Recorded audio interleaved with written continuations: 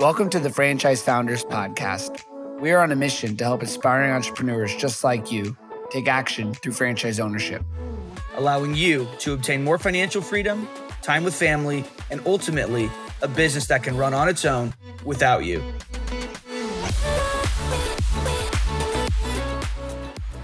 Welcome to another episode of the Franchise Founders Podcast. Thank you for tuning in today.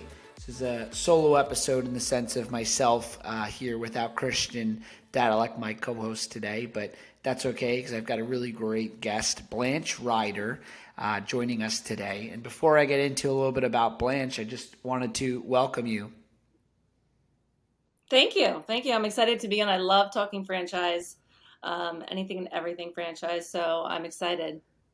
Yeah, I'm excited too, especially since we'll be talking about, the topic related to hiring within the franchise industry. But for our listeners, quick background on Blanche. Blanche has over 20 years of experience in franchising, from owning a New Jersey-based franchise concept for over a decade to being a senior leader at one of the top recognized franchise concepts, European Wax Center. During her time at European Wax Center, she ran the #1 busiest location in the entire nation and won several awards at their national conferences for breaking company records. Currently, she's building her own brand, Blanche Company, while continuing to work with emerging franchise brands to help streamline systems and processes to increase growth. Well, Blanche, that's a great background. Can you give a little summary of that in a less formal way?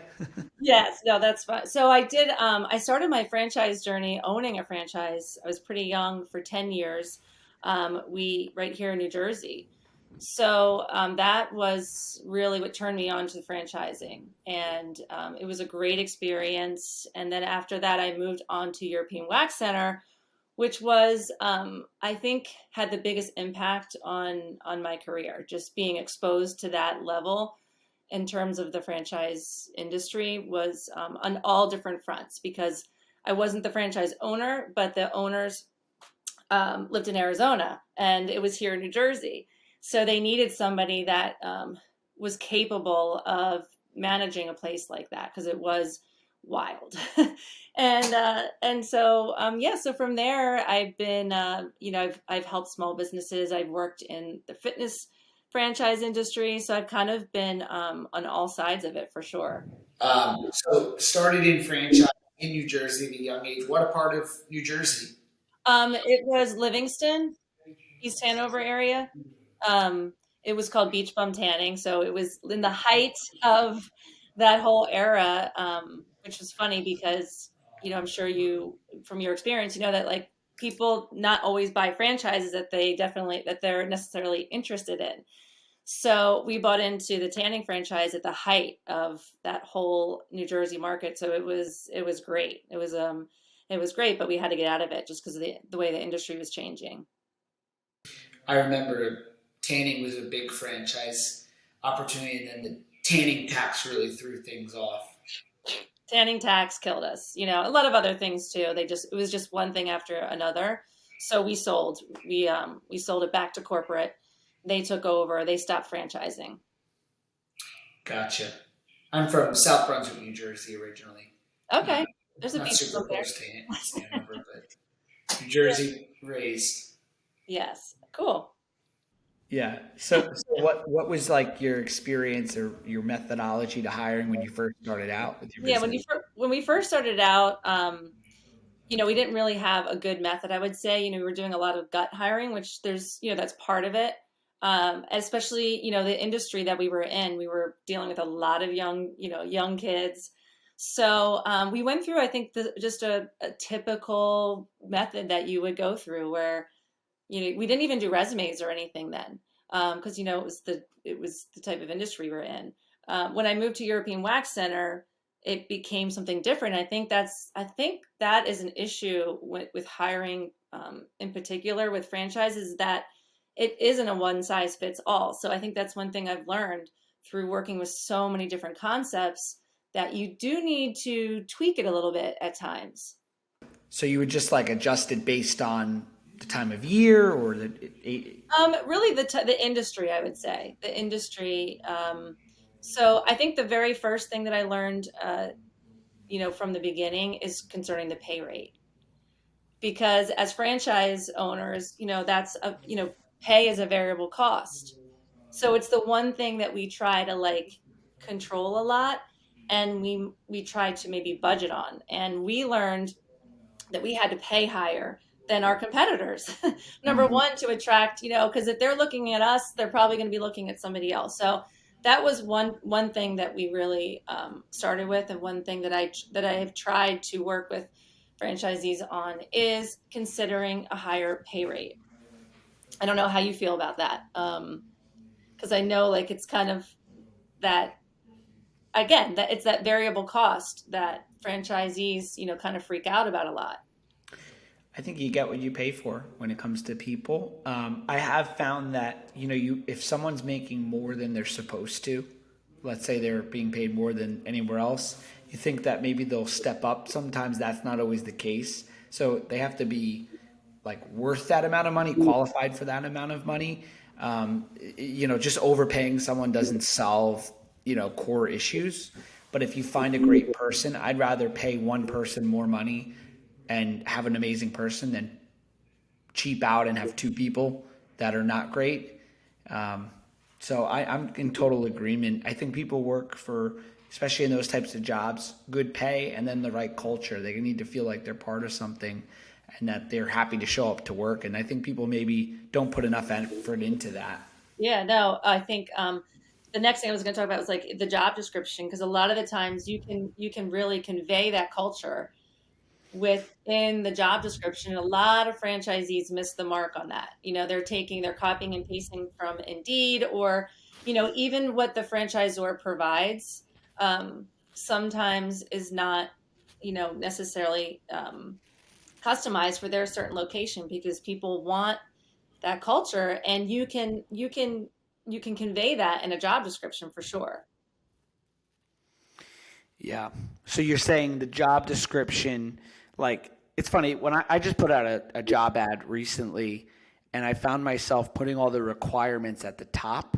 And I realized that at the end of the day, like, they need to be interested first. So I put the benefits of the job at the top. Is that what you do as well?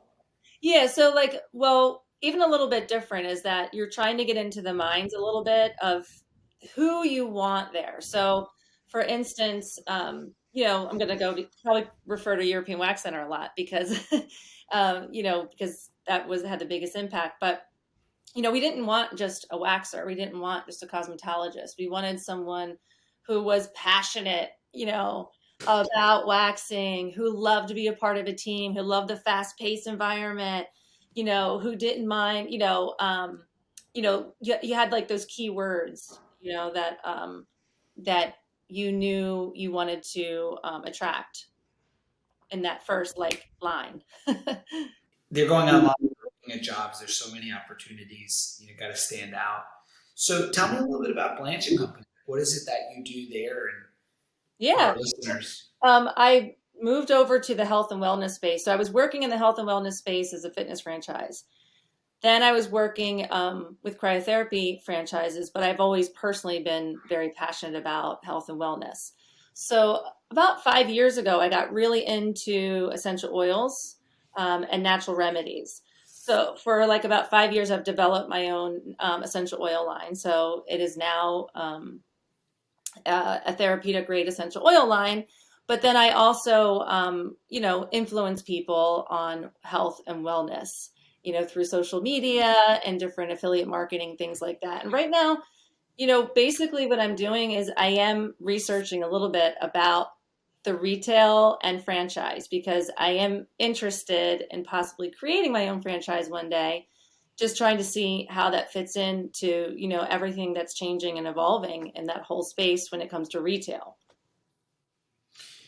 Gotcha. Cryotherapy is awesome. I've done that before. I'd love to do it more, just none near my house. Otherwise, I'd do it every couple days. I know, and that's one of the new franchises that are emerging. You see a couple of them now all over the place. So it's definitely one of those. And I think the health and wellness, the alternative, health and wellness space, you're going to see even more up and coming when it comes to franchises. So yeah, and so your goal would be to launch your own franchisor eventually. I mean, that's eventually, that's kind of what I'm thinking. But it depends, again, like with franchising, what I've learned too, it's you got to do one thing really, really well. Your product has to be, really, really well. And that's always, that's the struggle. You have to have a really good product and it has to be replicated, from location to location to location. So there's always that corporate or franchise, that I've seen, at least in my business experience, that people go back and forth with. Now, I will tell you a very interesting model is the Chick-fil-A model.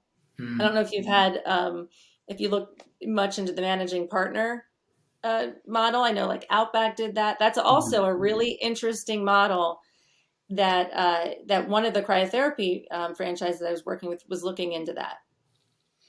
I don't know if Yeah, you it's have. definitely where you put down limited cash and then they take a Yep. percent. Yeah, but you have to. It's pretty. I read somewhere that it's harder to get into a Chick-fil-A in that program than Harvard. Like the amount of compared to applications to accept Yes. the percentage. Yeah, I bet. But I'm just saying, as a franchisor, like I am interested in that kind of model because I think, working with franchisees, I think the biggest issue I've seen is they don't all have the business sense. Yeah. They have the money, they have, maybe they're passionate, but they don't have necessarily all the business sense, which goes back into why they struggle with hiring.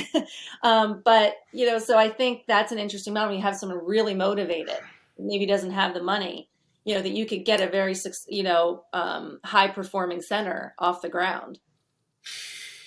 Yeah, it's definitely an interesting model with the being able to buy it. I know for me, like at the time of recording this, I'm just a few days away from launching my franchisor. Well, acquiring that franchisor and then launching in a couple of months. But when we designed the offering for franchisees, I always think about when someone's looking to buy a franchise. There's basically four core questions that they ask in their mind: how much money can I make? How do I get customers? How do I hire employees? And how does this business stand out in the market? And like you had mentioned, with like what's the product, what's the unique selling proposition? With Chick-fil-A, I think it's kind of interesting that you put limited cash down, you're getting a percentage of the profits. I think it's half of the profit you keep. The only thing I don't like about it is I think you can't sell the business, if I'm not Yeah. mistaken. Nope. That's They true. keep it, right? So it's kind of like, I mean, it's still an amazing model, especially for such limited capital down. No, that's a good point. That's definitely a good point. You can't, and I think that was an advantage for us. We were able to sell our franchise for a profit, and that's definitely an advantage for sure. Yeah, I mean, to me, like the most life changing event you can have is exiting a business, right? Because you're getting a multiple of the cash flow you're making, and then you go start something else. You can take the money, reinvest it. I know for me, like exiting my previous business was like a launch pad to start my next business. So like that would be my only challenge with the Chick-fil-A is that you can't sell it. But other than that, I think it's interesting. But I'm like you. I like the health and wellness. I'm in home services, but if I wasn't, I would. I'd love to be in health and wellness. I think there's something special about helping people feel good and be healthy. And change their lives, sometimes really change their whole their life. So, and there's so much, it's such a need, because we are, I think what's really driven me is that I see so many people sacrifice, at one time I did myself, your health and wellness for everything around you. And at the end of the day, like that's all we have sometimes is our health, or we don't have. So that's what I keep trying, when I am my message and my ultimate goal is to help people live better, look better, feel better is my tagline. And it's just something that people sacrifice way too much. Yeah. What's the How's saying? I was gonna say, how would you grade yourself? Well, first, like, what's the saying? It's like, if you don't make time for your health. If you don't make time for your wellness, you better start making time for your illness. Yeah. How would I rate myself into what? To help? How you prioritize your health. Well, the first answer is I have, not to brag, but I have some crazy genes, I have to say. Like I mean, I sleep 7 hours usually, but like I could live with 4. Like I don't need, it's not that I would be healthy, but like my body doesn't need sleep. I can work crazy hours. I go to the doctor, knock on wood, I'm always healthy. But maybe age is on my side to some degree. But no, I would say that I put health pretty high now. I didn't before because I had that mindset of like, I'm always fine and like, I don't need to care. Yeah. Every year that passes, I realize how important it is more. I put health pretty high up there. I go to the gym most mornings.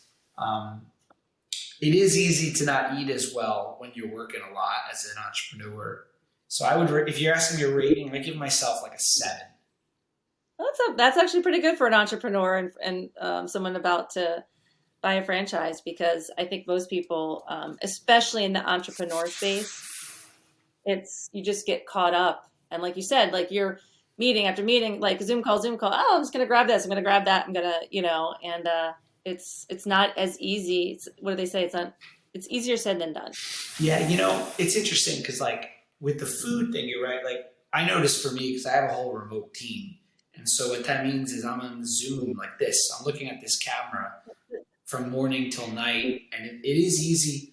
It's not really acceptable to eat on a Zoom call, which have you ever noticed that? I think it should be socially acceptable. Yeah, you're right. I'm going to start telling people like, hey, this is going to be my lunchtime if we have a call, because it's working lunch is totally normal, right? Yeah, absolutely. But it's a little weird to eat on a Zoom call. So I know what you mean. I've had myself shoveling down a granola bar between the 5-minute window. I don't know. I could do a better job with the timing of my calls. Well, it's 80% really what you eat, and I would go as far as to say 90%. So really, now as I'm moving into the health and wellness space, and I don't work with people one-on-one. I do more group stuff. Is that I tell people don't even start with the exercise. I mean, we're going off a tangent now, but we're going off. That's okay. But if you could start with your your nutrition, then the rest is easy. But the nutrition is the hardest part. So start with that first. And it is a battle. You're saying the nutrition is the hardest part For people. It is. Nutrition is the hardest for people. I would say you're right. I mean, to me, it's not like the food. I mean, I'm totally off topic onto a personal tangent, but it's not the eating healthy food. I don't care. I like healthy food. I think it's more like the preparation, grocery shopping, the cooking. So the gym is easy. You go to the gym and you work out. And now, granted, I'm fortunate. My gym is next to my office, and so I have no excuse. I shower there. I pop back. Like it's literally connected. So I don't have to be in the cold when I go from one place to the other. Blanche, I basically live in like what I would equate to like college. My house, I'm in New York City, and my house is 2 blocks. My gym is 2 blocks. Like I said, the office is connected, and I basically live in this little campus, outside of traveling. Yeah, well, I mean, with the food, it's that's one thing that I do a lot of too on my socials. Is my whole thing is like I want to share practical and easy ways for people to adapt a healthy lifestyle, so that it doesn't seem hard, especially with the food. Like there's a lot of easy things, and it just sometimes takes a little step here and there. Like you said, the planning. It's like, okay, I'm going to bring this, I'm going to bring that. I'm not, and so that you have it. It just takes a little bit of an extra thought sometimes. Yeah, for sure. So like basically you took your experience of the tanning experience and then the European wax experience, you leveraged that into starting this company. What's your major goal for 2023 with the business? Right. Yeah. Right now with my business, the biggest goal that I have is awareness. So, sales isn't really even on my radar right now. I'm trying to build awareness because my goal in 2 to 3 years is to open a flagship location where I integrate wellness with kind of retail. And I'm just still developing that. But until I do that, I want to build, obviously the awareness, the following, and also I'm educating myself. I'm still working with franchises and business, and so that when that process comes to fruition, when I go to the investors and things like that, it's all ready to go. Gotcha. And going back to the hiring topic that we were talking about, like what we talked about what you did in the past. What about now? Like, what's your biggest tip on hiring in 2023? Oh, I would say that's so hard because there's so many different things. I would say remember, who's in front of you, because it is a generation. There are generations and there are differences in generations. So when you are interviewing that person, and I mean, it sounds so cliche, but you do need to hire slow. I think there's so many steps that people miss. Like they just do, the phone interview, and then they don't do anything else in terms of looking on social media. Social media is so big. Are you looking at your candidates and seeing what they're doing on social media? So that's one thing that I always do is when I have somebody, even before I talk to them, I'm going to look them up on social media, and I want to see like how they're putting themselves out in the world. And I don't know. I think that's something. I mean, people do that. I don't know. Do you do that? Because I feel like I know that's not like anything new, but I don't. I still feel like a lot of people don't do it. Well, I think it's crazy not to. I know you can't necessarily hire or not hire off of it if you're talking about the legal components. But what I would say, like my hiring process over the years, especially over the past 9 months or so, has changed drastically. I've probably hired, I mean, between all the different types of people, I don't know, 200 people. If you think about all the people in the business in previous turnover, come back, contractors, I don't know, at least 200 people. Um, and I've learned a lot, especially that tagline of hire slow, fire fast. I'm not so good at the firing fast. I don't like firing. I don't like letting people go. It's hard. It's not something I enjoy doing. And so I try to really work on the hiring slow so that I don't have to do the firing fast.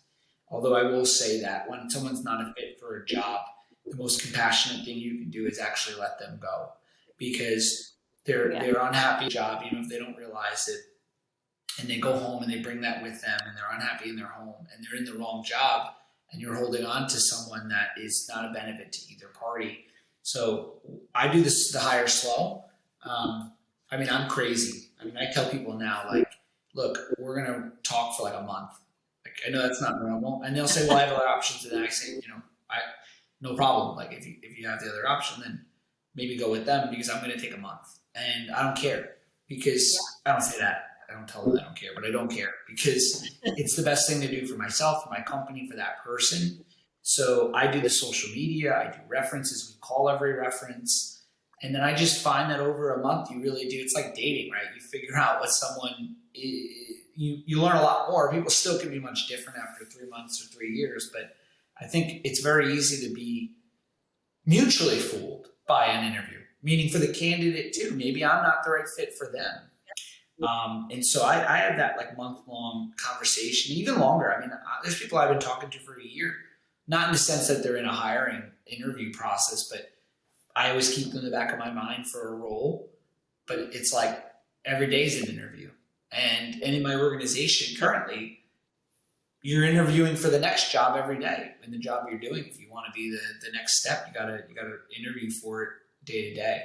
So, And you always want to be hiring. That's yeah. another thing that is a challenge because you're so busy as a business owner. So I know that's very easier said than done, but I would keep telling them, no, okay, you've got somebody, but no, let's keep hiring. And they would think I was, keep interviewing, think I was crazy, like I don't have time for that. But I'm like you too, where I'm taking, a very long time. And I think as a franchise business coach, when I was doing that, they would get frustrated.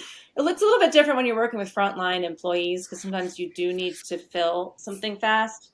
But I would tell them, no, it's like you really, it's just an ongoing, type of thing. I think another thing too, while I'm thinking of it, it's on the top of my head, was you were talking about references. I think references can be frustrating sometimes too, because, they give you exactly who you want to talk to.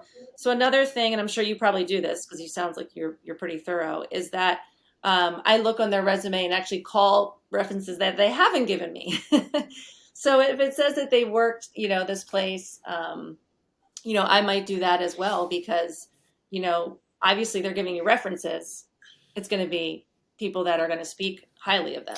Yeah, and especially this is within franchising, you always have a degree of separation. You can easily find someone that knows that person mutually. Our industry is so small in franchising, and I've kind of made an ethos to really almost only hire within franchising. That's a new development for me, just because I find that the franchise community is so close-knit that if you're not the greatest person or professional, people will find out pretty quickly. And so I like that vetting. Franchising itself is a vetting process, or I use certain companies as a vetting process. There's certain companies, if you got a job at, it's not so easy to get a job there. So unless you got let go for some crazy reason, it's very likely that there's a track record of a pattern that you're able to get that job. Another thing that I think people miss out on is hiring around your core values. Like for me, our core values are to be kind, to be gritty, to think, not in this order, but to think differently, to be a student or a lifelong learner. And then we have what's called caringly candid, someone who can be candid, but from a place of caring. And every day I think about those core values, and if the people on my team, live up to those, if I live up to them, if I'm off on them. We do a thing called the People Analyzer, which is a thing through track. We do that. I've worked with companies that have if you told me the core values thing like 10 years ago, I think that's like mumbo jumbo business nonsense. But now I think it's unbelievable how spot on it is.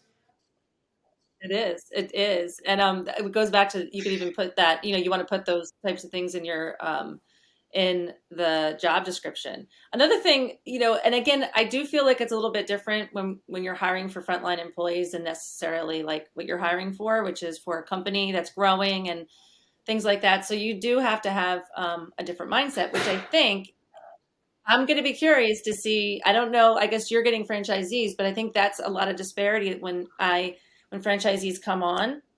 So you'll have to watch out for that when you get your own franchisees, because they don't understand, like they're frustrated by the hourly employee and why they behave a certain way and why they do because they're personally so motivated and so driven and such a work ethic.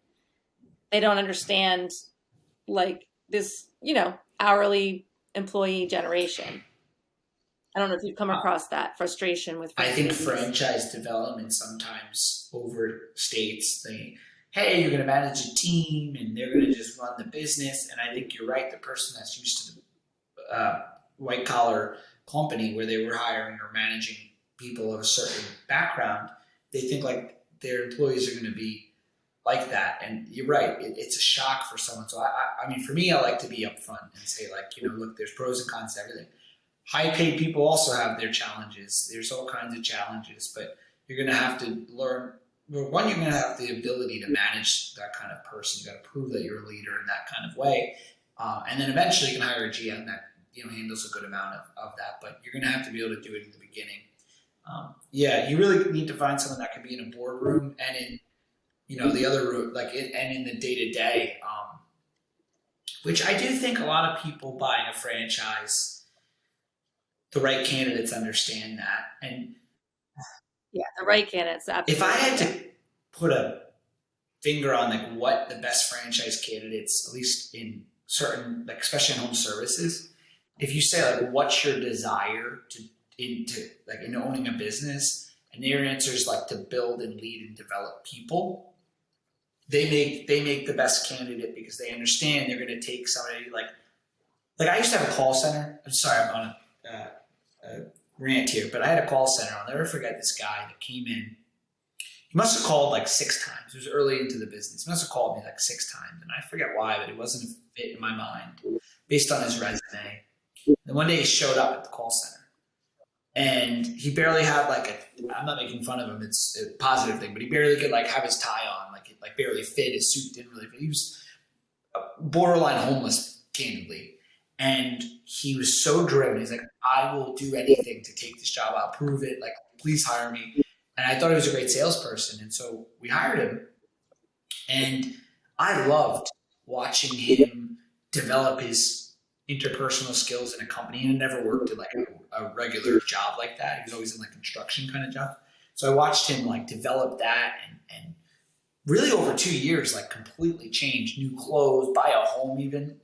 Um, Right. It makes and that sense for with me, it. like I enjoy that kind of thing, almost to a fault sometimes. But yeah, I think if franchisees are not willing to want to build and develop people, they're not, at least most businesses aren't going to be a fit for them. Yeah. I think they're willing. I think it's, I think European Wax Center was a very,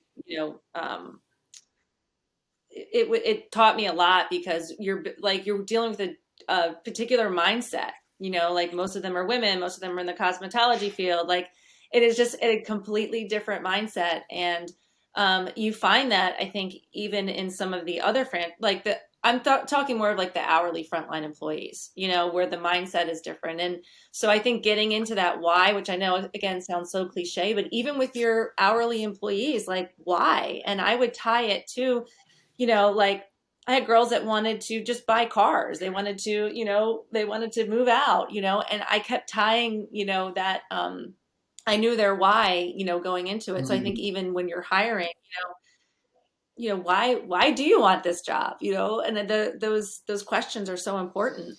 I agree. So you would figure out their why and keep driving that home. Yeah. And then, of course, in the interview process, if their why is like, oh, because my mom, like some people are on, oh, my parents think I need a job. Oh, because blah, blah, blah. Like, you'd be surprised what some people say. Again, the people that you're interviewing, they're a little bit more driven. It's like, yeah. And even in the fitness franchise, we would get some. And so, but once you get someone that's like real, like, no, this is my goal, in 5 years, I want to put myself through school, like they're like driven, like you have something there. It's like, okay, because then when you do get them in, then you can keep, instead of being on them about their numbers and their performance and whatever it is, it's, like, oh my God, we're going to get you that nursing school, we're getting you that Volkswagen or Yeah. whatever it is. Volkswagen, who drives that? But, Yeah. You're spot on though, like with the franchisee not expecting the managing that type of employee, because I actually had to have the opposite shift where it was like going from that type of employee to a higher, you know, caliber mm, type of teammate. And still currently I'm learning like, wow, like you really don't need any help in that way. Like, let me just back off. And like, it's a totally different experience. I think most CEOs that are good of any business understand how to get it out of the way. Someone once told me a great sometimes it's CEO harder. is, or David Barr. Have you ever listened to David Barr speak at a conference? No. So David Barr is like, I don't know, one of the most successful franchisees in my opinion. He's got multiple franchise brands, and he's also a franchisor and just tremendously successful. Anyway, he said a CEO's job is to cast a vision, secure buy-in, um, hold people accountable, provide resources, and be your cheerleader. And that's it. And you boil down your day to day. That's really what you're supposed to do. But I think the resources and accountability and cheerleader and vision and buy-in with a front desk worker is a heck of a lot different than an executive. Yeah, no, it is. And vice versa. Like sometimes it can be harder to manage and even hire, some of the higher level people. So it's anyone that says they're an expert in hiring, I'd love to have a conversation because you said you've hired 200 people. I've probably hired just that many people too. And like you said, you're constantly learning. And I think it comes down, you were mentioning before about, being a human being on, obviously on some level.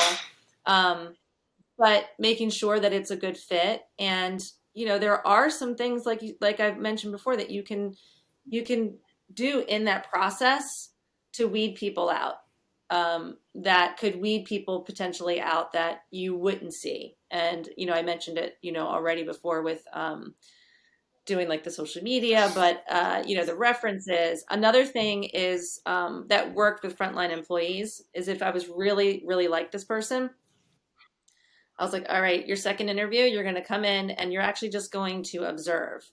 So I'm going to give you a tour. I'm going to introduce you to the staff. And I'm just going to have you sit here in the lobby. And, I'm going to have you take notes. I'm going to have you blah, blah, blah. I had them come in uniform. And that was a test, because if that person, an hourly employee, would come in dressed like I told them, and they're sitting and they're taking notes, I'm like, okay, this person. And then once in a while, I would have someone say, you know what? I don't think this is for me. Thank you for letting me sit here. Thank you for showing me around, because sometimes they even get a glimpse that it might be not the right fit for them. Yeah. Yeah. It's interesting, right? Like there's nothing wrong with that.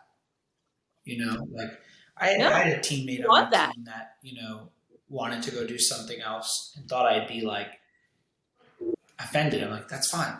Is there anything to do with here? Is there, when you leave, send us an email or a note on what we could improve. But if it's nothing to do with here and it's just a personal thing, then what are you going to do? This is, you're an at-will employee. You don't have to work here, Yeah. I think another thing, just keeping on the hiring, I mean, I know you probably do this, but the offer letter, I've noticed that a lot of people, they don't take it seriously enough. So the offer letter is so important, because it can be such an amazing coaching tool once you've hired someone. But again, it could be that last ditch effort of possibly weeding somebody out. Like you're reiterating, this is your hours. These are the expectations. This is the uniform. This is, like kind of doing that last little, like, we'd love to offer you the position. This is what you're getting paid. An issue for us, again, two different things that we're talking about, but, people wanted to change their schedules all the time, and the schedule changes. So I would learn to start addressing any issues in the offer letter and just let them know, like, there are no schedule changes. You're aware of the call out policy, and have that in the offer letter. And they would sign it. And then if there was an issue, I would refer back to the offer letter that they signed. The offer letter, spelling everything out. I couldn't agree more with you, Blanche. Being, every detail in it, I think is so important. Yeah. And I think it's something that people, either one, they don't do. Again, talking different levels. Like I'm talking now more like on a hourly employee, franchise system. Because, obviously in our level, we're going to be sending offer letters. It's a very, formal thing, but I think, that's just something that's missed, and it could be an amazing tool to weed more people out and to use later as a coaching tool. Totally agree. Anything else you want to leave the audience with related to hiring, or if someone's interested in reaching out to you, how do they get in touch? Yeah, LinkedIn is the best way to reach out to me. I still do work with small franchises and things like that. But I think for hiring, I think the biggest thing is just what we said is, dating, it's like that, having that, like a mindset that it's going to take a while. Do not just, hire desperately. And one thing, as franchisees, be ready to fill in, until you get that right person, or make sure that you're going to make, because you're going to destroy your own business by just putting a desperate hire in there that could ruin, like so many good things that you have. So I think it's just your time. And one more thing with the franchisor is developing a good, supporting your franchisees by providing a very good hiring process that, that would support them and help them hire better people. Yeah, I agree. Well, Blanche Ryder, thank you for joining today, despite some technology difficulties throughout this podcast. I think we've done a good job. All good. Thank you for having me. It's good, great to see you. Good luck. I can't wait. I'll be watching on LinkedIn to see the big news. I don't think you've revealed it yet. At the time of us recording this, no, but I think we're launching a PR on Monday. So coming up. Well, good luck. Good luck. The best of luck to you. Thanks for listening to this episode of the Franchise Founders Podcast. If you want our help with anything from buying a franchise to franchising your business anything in between, shoot us an email at franchisefounders@gmail.com.